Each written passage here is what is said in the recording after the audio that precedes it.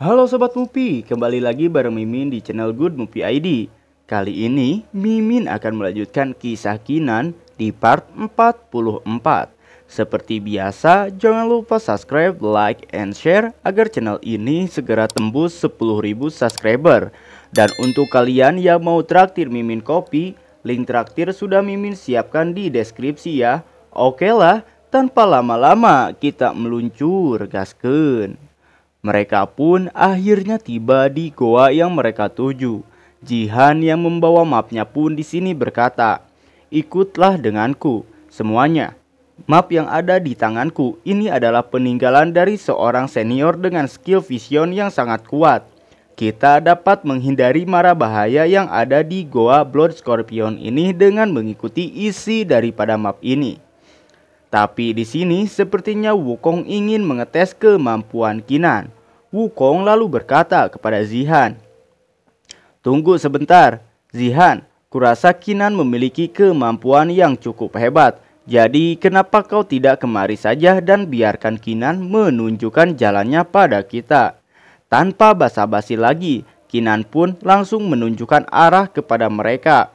Langkah pertama harusnya berada di sana. Langkah kedua berada di sebelah kiri langkah pertama. Langkah ketiga ada di 3 langkah selanjutnya daripada langkah kedua. Langkah keempat, ucap Kinan sambil menunjukkan arah mana yang harus mereka ambil. Jihan lalu berkata lagi kepada Kinan, "Tidak buruk, namun masih ada beberapa kesalahan pada penilaianmu itu. Di gua ini bahkan satu langkah yang salah sekalipun dapat membahayakan nyawa kita." Ucap Jihan yang menganggap jika informasi yang diberikan Kinan masih memiliki kesalahan. Kinan lalu tersenyum percaya diri dan berkata, "Yang salah bukanlah aku tapi dirimu," ucap Kinan. Singkat cerita, mereka pun telah memasuki goa tersebut. Di sini Zihan yang memandu mereka tengah membaca arah di peta. Ia berkata, "Di depan kita terdapat sebuah jembatan hidup dan mati. Karena itu ikuti aku dengan perlahan. Jangan sampai membuat kesalahan. Jika formasi ini terpicu oleh kesalahan yang kita perbuat di tempat ini, maka semua orang yang berada dalam formasi tersebut dipastikan akan mati dalam hitungan detik." Namun Kinan yang menggunakan mata God of War-nya seketika membantah Zihan. "Tunggu, ada yang salah dengan mapmu dan kau tidak boleh mengambil langkah tersebut." Namun Jihan yang tak percaya kepada ucapan Kinan seketika ia membentak Kinan dan berkata, "Jangan membuat masalah Kinan. Jika ada satu saja kesalahan, aku tidak akan pernah membiarkanmu begitu saja. Jangan terlalu sombong kau," lanjut Wukong menyepelekan Kinan. Tapi di sini Kinan langsung melangkah maju melalui jalan yang dia pilih. "Inilah langkah yang benar," ucap Kinan sambil melangkah. "Apa kau gila Kinan? Segera berhenti," teriak Zihan kepada Kinan. Zihan sangat khawatir jika Kinan akan mengambil langkah yang salah. Namun setelah melihat Kinan berjalan beberapa langkah dan tak terjadi apapun, dengan terkejut Zihan bergumam, "Tidak ada reaksi sama sekali dari formasinya. Apa Kinan mengambil langkah yang tepat?" Kinan lalu menatap mereka semua, kemudian berkata kepada mereka, "Asalkan kau tahu, formasi ini bernama formasi Laut Surgawi, pengunci bulan. Jika kau mengikuti mapmu barusan, tempat kita saat ini dan area sekitar dalam radius 5 mil akan langsung ditenggelamkan oleh air laut." "Sudah kubilang untuk tidak meremehkan Kinan," ucap Simakong kepada Zihan dan Wukong. Zihan dan Wukong yang merasa malu dan merasa bersalah karena telah meremehkan Kinan pun meminta maaf. Zihan berkata, "Senior Kinan, kami pasti sudah jatuh dalam masalah jika bukan berkatmu. Nantinya, semua harta yang kita peroleh akan kita bagikan secara merata untuk kita semua. Kami baru saja mempermalukanmu dengan buruk. Aku harap kamu tidak menaruhnya dalam hati," lanjut dari Wukong. Kinan pun tak mempermasalahkannya. Ia kemudian meminta mereka untuk melanjutkan pencarian. Singkat cerita, setelah berjalan beberapa waktu, akhirnya mereka pun tiba di tempat yang mereka cari. Mereka sangat terkejut melihat apa yang ada di depan mereka. "Ini," ucap Kinan, "ini buruk. Formasi ini adalah formasi yang dibuat oleh Bloody Scorpion dengan jantungnya," ucap dari Simakong. Jihan juga lalu berkata, "Dengan formasi yang segini kuatnya, bahkan seorang kultivator tingkat supreme sekalipun tidak akan dapat mengatasinya. Jadi kita hanya bisa melihat harta-harta di dalam sana dari tempat ini, balas Wukong yang sangat panik. Kemudian Qinan tanpa sepatah kata pun, ia lalu menyentuh formasi tersebut dan mencoba membukanya. Dan ledakan pun terjadi. Formasi penghalang itu ternyata dapat dihancurkan oleh Qinan. Terlihat banyak sekali harta yang berhamburan. Setelah berlalu selama bertahun-tahun lamanya, formasi ini telah sangat melemah. Jadi formasi besar ini tidaklah sekuat ketika ia baru dibentuk pertama kalinya. Ucap Qinan menjelaskan tentang formasi tersebut. Qinan lalu mencangkupkan tangannya kepada mereka dan lanjut berkata, "Aku tidak tertarik dengan harta apapun di dalam tempat ini, tapi bolehkah aku mengambil seluruh batu yuan yang ada di sini?" "Tidak masalah," jawab mereka yang tidak mempersalahkannya. Tanpa basa-basi, Qinan langsung melahap batu yuan yang ia dapatkan. Sambil melahap batu yuan tersebut, Qinan berkata dalam hatinya, "Aku tidak tahu apakah 600 batu yuan yang ada di tempat ini dapat mengupgrade martial soulku." Setelah melahap 300 butir batu yuan, tubuh Qinan mulai bereaksi. Ia di sini bergumam kembali. "Nampaknya setelah martial soulku mencapai tingkat Suan lapisan 10, aku membutuhkan 300 batu yuan untuk menciptakan seutas ki kekacauan. Aku harus menelan 300 batu yuan sisanya."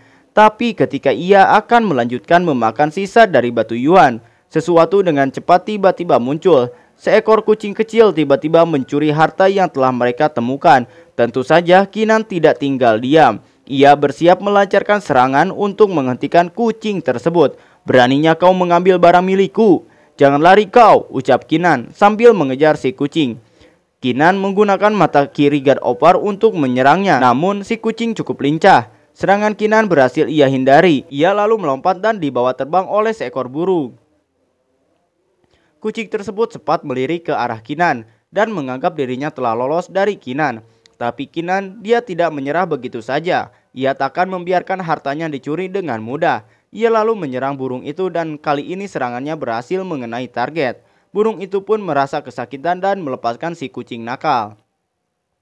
Tapi ternyata burung tersebut juga tidak diam. Ia pun menyerang balik Qinan dan kawan-kawan. Namun hanya dengan satu gerakan, Qinan berhasil memusnahkan burung itu. Qinan kemudian menangkap kucing kecil itu dan berkata, "Keluarkan semua yang kau telan barusan," ucap Qinan kepada si kucing. Tapi tiba-tiba si Makong berteriak, "Ini buruk, itu adalah burung Fire Winged. Bis kecil itu ternyata sungguh sesuatu." Terlihat di langit banyak sekali burung Fire Winged yang datang untuk menyelamatkan si kucing. Mereka semua serentak menyerang membabi buta. Qinan mencoba untuk menghindari serangannya. Di saat mereka berlari, tiba-tiba muncul kembali bis yang sangat besar, nampak kuat di hadapan mereka. Jihan berkata jika itu adalah bis Star Thunder. Bis Star Thunder bersiap menyerang mereka semua. Ia berkata, "Siapa yang berani menunjukkan ketidakhormatannya pada anak kudus kami? Persetan kau!" Qinan menyuruh si Makong dan yang lainnya untuk segera pergi. "Kalian semua harus segera pergi dari tempat ini," ucap Qinan. Namun di sini bis Star Thunder berkata lagi, "Tidak satupun di antara kalian yang bisa meninggalkan tempat ini." Ia pun melancarkan serangannya kepada Qinan dan kawan-kawan. Tapi Qinan tidak kehabisan akal. Ia lalu menjadikan si kucing nakal jadi sandera. Qinan berkata, "Hentikan, jika kau tidak ingin melihatnya mati, maka lepaskan mereka semua." "Hentikan, aku berjanji tidak akan macam-macam pada mereka semua," balas bis Star Thunder ketakutan jika si kucing dibunuh oleh Qinan. Si Makong yang melihat ada kesempatan pergi, ia pun meminta izin kepada Qinan untuk kabur. Di sini bis Star Thunder berkata lagi, "Aku kira kau adalah pria yang penuh dengan cinta dan keadilan. Segera lepaskan tanganmu dari anak kudus kami. Dengan begitu, kami dapat mempertimbangkan untuk tidak menghancurkan tubuhmu hingga berkeping-keping." "Oh, aku hanya ingin dia memuntahkan barangku yang dia telan barusan. Aku dari awal tidak berniat untuk membunuhnya. Karena itu, bolehkah aku bertanya apa kesalahanku di sini?" tanya Qinan. Namun tiba-tiba seseorang yang menaiki burung Fire Winged datang. Orang itu pun menjawab pertanyaan Qinan. Adalah sebuah kehormatan bagimu jika anak kudus kami mencuri batu yuan milikmu." Dan dengan cepat orang itu pun merebut si kucing dari tangan Qinan. Merasa jika si kucing kecil sudah aman, si pria itu pun berniat menyerang Qinan. Kinan merasakan firasat buruk. Kinan lalu berkata kepada cermin perunggu yang ada di dalam dirinya, "Cermin perunggu, apa kau masih belum siap melakukan serangan?" Kemudian cermin perunggu itu pun berubah menjadi seorang wanita. Ia keluar dari tubuh Kinan sambil berkata, "Ingat, kau hutang 10 utas Chowski kepadaku." Cermin perunggu kemudian menatap orang itu dan berkata, "Dasar sekumpulan bis, beraninya kalian bersikap lancang di hadapanku, berlututlah." Ucapnya. Orang itu sangatlah terkejut. Ia bergumam, wanita ini ternyata memiliki aura seorang leluhur padanya. Si pria itu pun beserta bisnya ditumbangkan oleh cermin perunggu.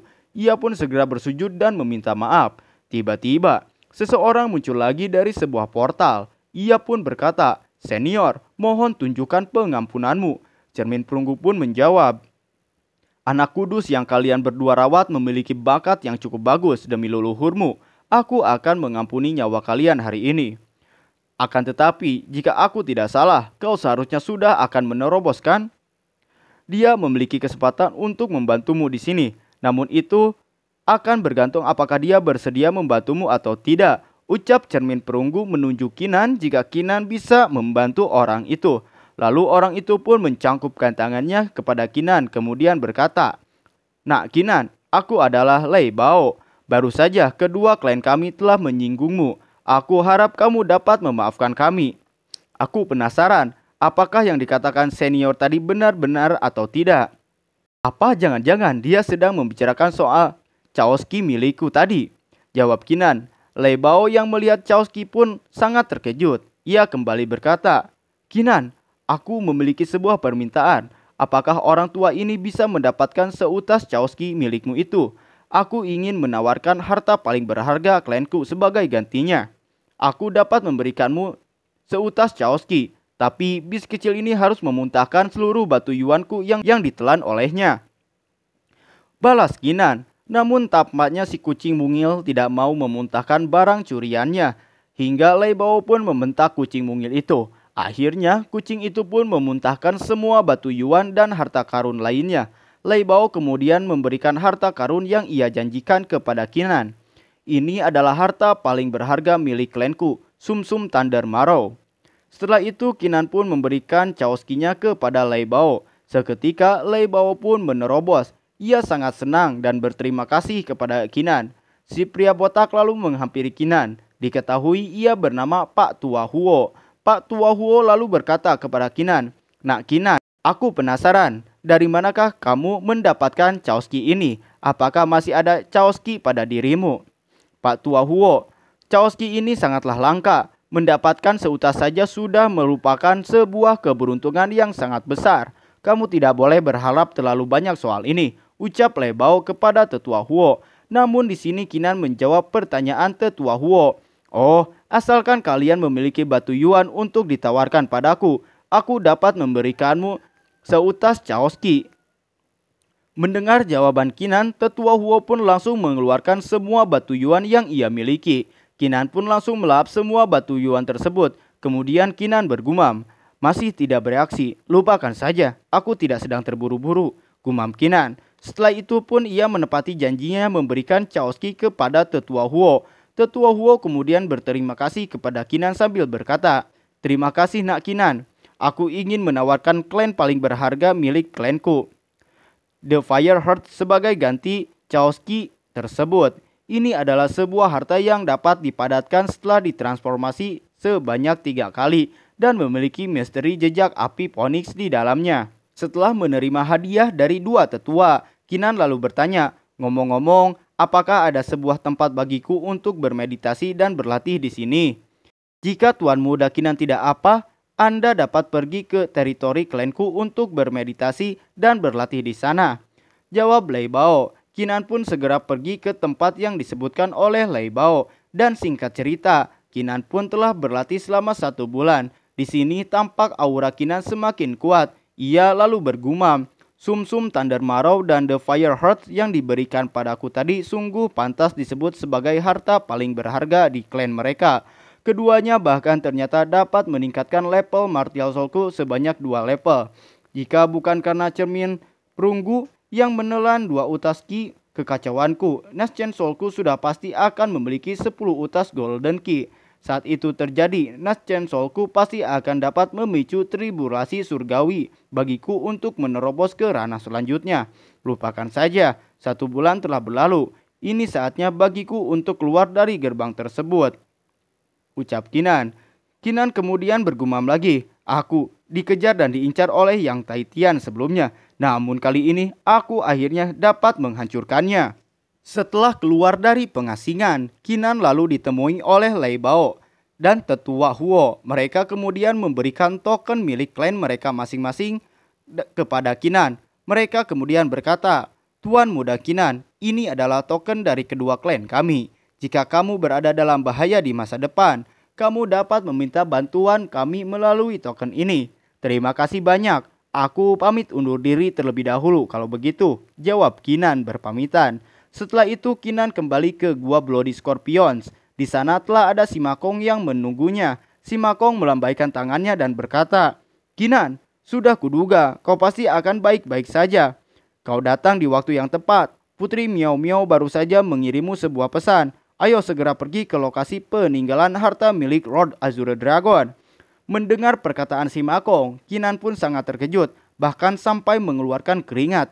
Kinan di sini berkata, dia telah membersihkan seluruh area tersebut. Jumlah harta yang ada di tempat tersebut sangatlah berlimpah. Wanita ini sungguh sangat menakutkan. Setelah Kinan turun menghampiri Simakong, di sini Simakong lanjut berkata, jika kau melihat daftar pengembara dan murid yang berpartisipasi di sini, kau pasti akan tahu apa yang dilakukan Putri Miao Miao saat bulan kemarin. Kinan lalu membuka surat yang diberikan Putri Miao Miao. Ternyata isi surat tersebut adalah daftar peringkat peserta di mana Putri Miao Miao berada di urutan pertama, Taitian kedua, dan Su Wutian ketiga. Setelah melihat isi surat tersebut, kemudian Kinan berkata, totalnya ada sekitar 100 atau lebih tempat-tempat aneh di dunia rahasia ini, dan dia telah mengambil alih 63 di antaranya. Sebenarnya berapa banyak Demon Base yang telah dibunuhnya hingga memiliki perbedaan poin yang begitu besar dengan Yang Taitian. Namun tiba-tiba token pemberian Putri Miao Miao bereaksi. Ini dari Putri Miao Miao. Token transmission ini ditinggalkan secara khusus darinya untuk berkomunikasi denganmu, ucap Simakong. Kemudian suara Putri Miao Miao keluar dari token tersebut. Putri Miao Miao berkata kepada Kinan, Kinan, segera ikuti Simakong ke lokasi peninggalan harta Holy Lord Azure Dragon. Aku menemukan sesuatu di sini yang membuatku merasakan perasaan yang sama ketika melihat objek ilahi yang ada di pegunungan Dragon Tiger. Jika aku tidak salah, maka tempat ini seharusnya didesain khusus untuk dirimu. Mendengar ucapan dari Putri Miao Miao, Kinan lalu bergumam, jangan bilang di sana terdapat bagian tubuh God of War yang terpisah. Setelah itu ia segera mengajak Simakong untuk segera pergi. Di tempat lain terlihat Taitian tengah bersama seseorang. Orang itu bernama Xiao Huang. Taitian berkata kepada Xiao Huang, baru saja aku mendapatkan berita bahwa Putri Miao Miao telah meninggalkan tempat tersebut. Tidak perlu khawatir.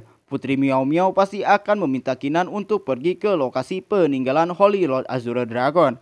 Asalkan kita menemukan lokasi tersebut dan memanggil Su Wuheng dan Su Wutian ke sana, kita pasti mengatasi mereka semua dalam sekali sikat. Sage Jiangbilan telah memperkirakan hal ini sehingga ia menyiapkan sebuah artefak berharga ini padaku. Dengan cermin kuno ini, kita akan dapat menemukan di mana lokasi peninggalan harta Holy Lord Azure Dragon tersebut, jawab dari Xiao Huang. Kemudian cermin kuno itu mengeluarkan sebuah energi naga yang disebut naga Five Crown emas. Setelah naga itu keluar dari cermin kuno, Xiao Huang pun segera memerintahkan naga itu, naga Five Crown emas, segera lakukan eksplorasi di lokasi peninggalan harta Holy Lord Azure Dragon.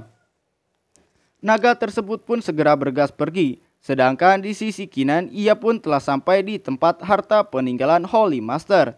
Ini dia peninggalan Holy Lord Azure Dragon berada di dalam batu pilar tersebut, ucap Simakong. Kinan yang melihat danau di tempat itu, ia kemudian bergumam, danau ini terlihat sedikit aneh. Kemudian seseorang memanggil Kinan. Orang itu tidak lain adalah Putri Miao Miao. Putri Miao Miao lalu berkata, danau ini dinamakan Danau Bloody Thirsty. Segala makhluk yang memasuki danau tersebut akan kehilangan kekuatan tempur mereka dan akan terkorosi oleh air. danau tersebut hingga mati tak tersisa. Akan tetapi, asalkan kamu menunggu 8 jam lagi, maka danau ini akan sepenuhnya menghilang untuk sementara waktu. 8 jam? Baiklah kalau begitu, kita akan beristirahat di sini untuk sejenak dan memulihkan kekuatan kita. Kinan kemudian bergumam, bukankah aku pernah melihat Miao Miao berpenampilan seperti ini sebelumnya? Tapi kenapa aku merasa sedikit aneh sekarang? Gumam Kinan merasa salting dengan putri Miao Miao yang tampak lebih dewasa dan mempesona. Ketika mereka sedang menunggu, tiba-tiba si Makong merasakan hawa di tempat itu berubah. Aneh, kenapa di sini tiba-tiba menjadi dingin? Dan ternyata hal itu disebabkan oleh kekuatan Wu Heng dan Wu Tian. Ya, kelompok dari Tai Tian telah tiba di tempat tersebut. Tai Tian pun berkata, "Kita bertemu lagi, Kinan." Xia Huang di sini menatap ke arah Zihan dan Wukong. Ia lalu berkata kepada mereka, "Zihan, Wukong, tidak kusangka kalian berdua memiliki keberanian untuk berjalan bersama dengan Kinan. Kau ingin menjadi musuhku? Senior Kinan pernah menyelamatkan kami. Kami tidak akan pernah mengkhianatinya," jawab mereka berdua.